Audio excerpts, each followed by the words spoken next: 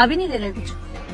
अपनी इसी अकड़ की वजह से तो ये मजदूरी कर रहा है आज। छोड़ना यार, तुझे क्या जरूरत पड़ी है इसकी हेल्प करने की। मैं तो सोच रही थी कि इसका कुछ भला ही हो जाए, पर भगवान भी शायद यही चाहता है कि ये सड़कों पे ही धक्के खाए। So enjoy.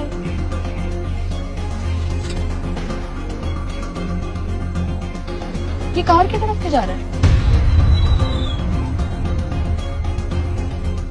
जिस इंसान का तुम लोग मजाक उड़ा रही थी ना, पता है कौन है वो? हाँ पता है, मजदूर है।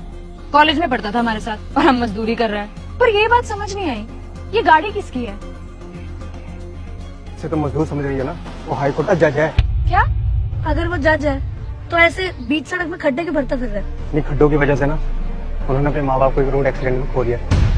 इस हादसे की वजह से ना उनके दिमाग को बहुत गहरा असर हुआ, इसलिए वो जहाँ कहीं गड्ढा देखते हैं उसे भर देते हैं, ताकि उनकी तरह किसी और इंसान को किसी अपने को न खोना पड़े।